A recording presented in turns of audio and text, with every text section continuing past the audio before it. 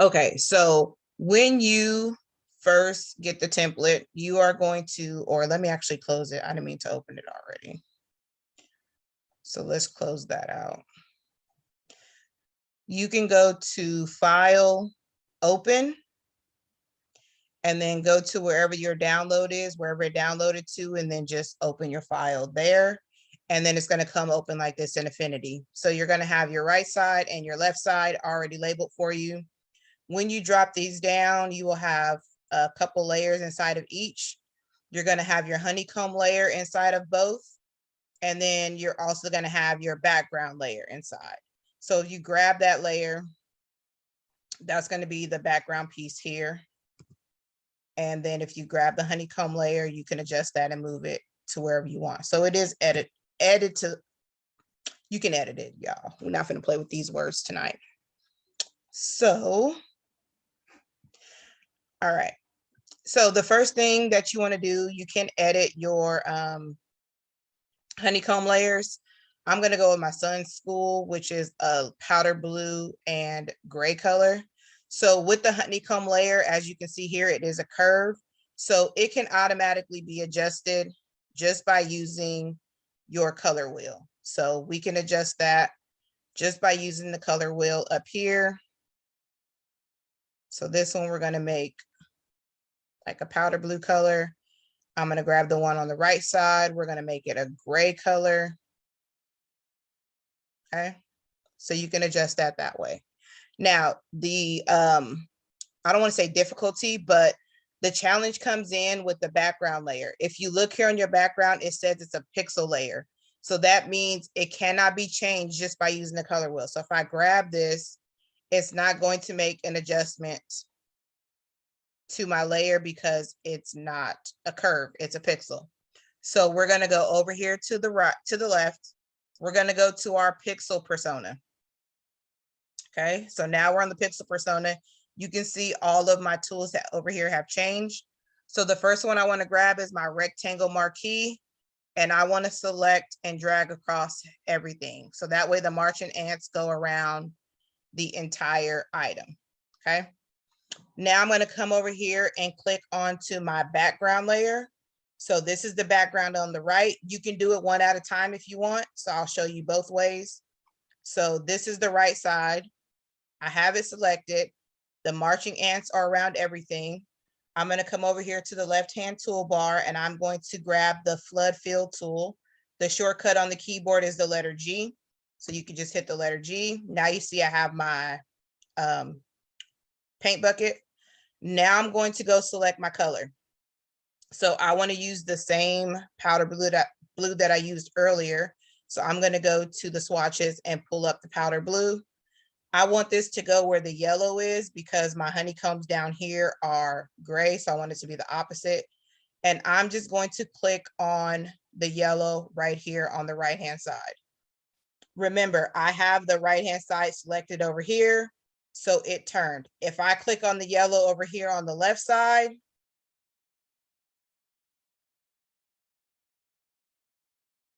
okay, nothing, because I don't have that layer selected. So I can go click on the left layer, click on the background, and now when I click on the yellow, it fills it in with the blue, okay? So same thing, I'm still on the left-hand side. So now I'm gonna switch my paint bucket color to gray, and now I'm gonna click on the black area. And now it's going to adjust my black layer, turn it to gray, go back up to the right-hand layer, click on that one, and now click on the black area there.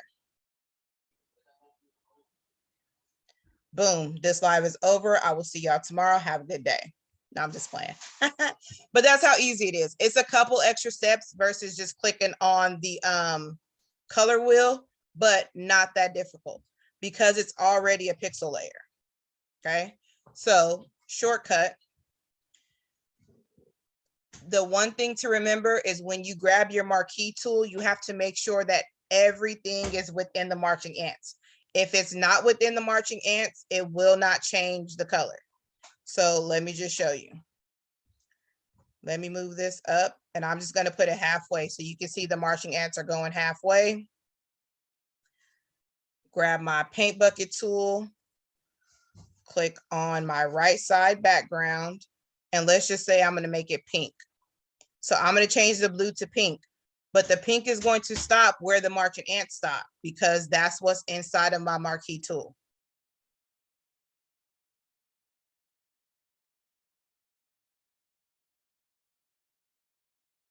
Did I click? Oh, I didn't click on the background and then click on the blue. So as you can see there, it stopped right where that line was, right where those marching ants stopped, because that was what was selected. So if I want to make sure, it's really important that you make sure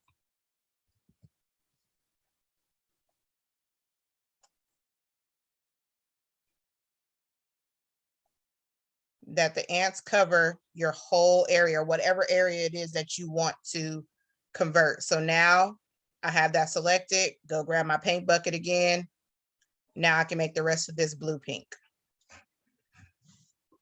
Okay.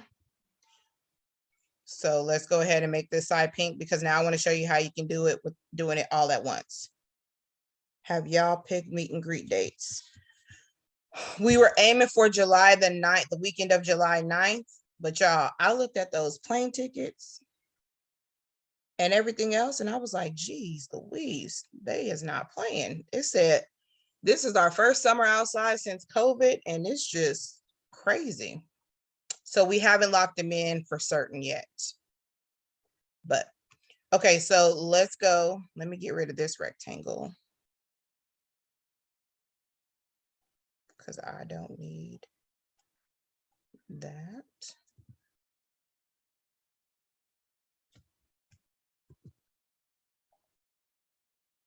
Okay, so let's undo all of this, and I'm going to go back to my blue.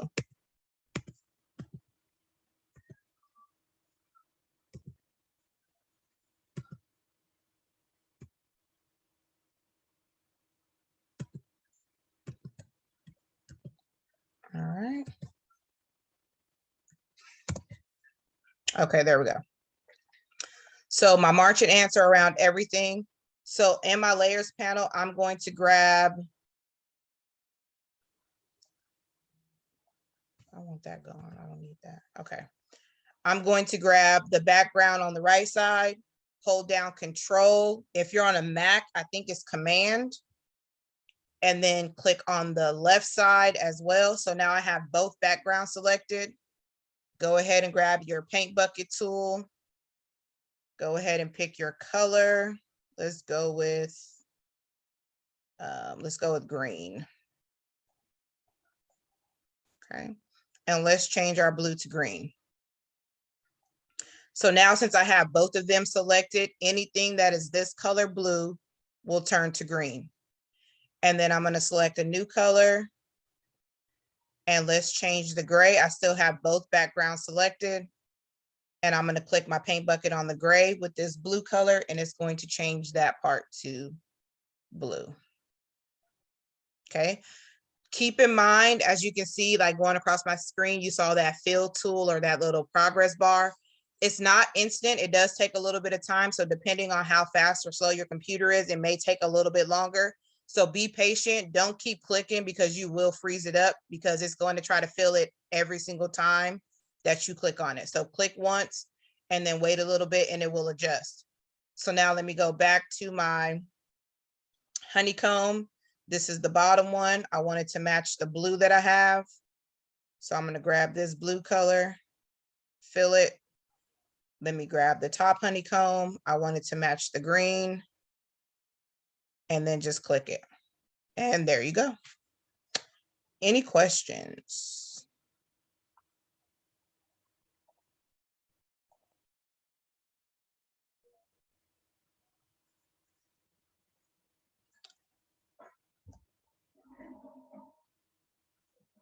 Let's see, did I miss anything? I've been swamped at work and with 2 new puppies. A new home, just got craft stuff unpacked. Nice.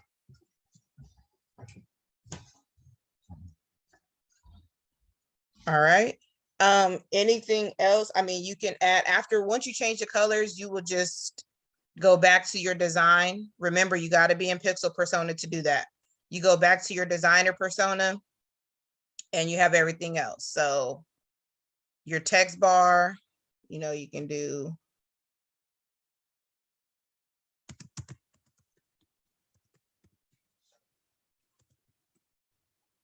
so go ahead and pick you a text.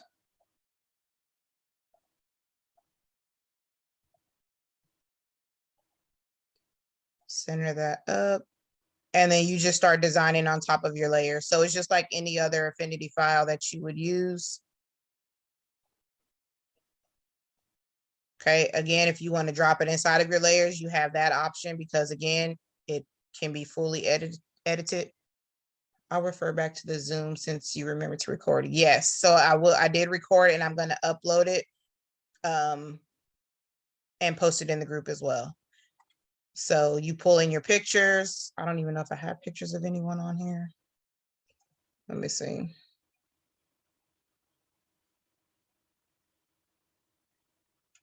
We'll pull in this teddy bear, act like he's a person. So it dropped it on the right side, but I wanted it to be on the left side. So there he is. Drop him in there. And then you can just design away. Add your images, add your words, add your logos, add your mascots, and that's that. So if there's no other questions, I will stop recording.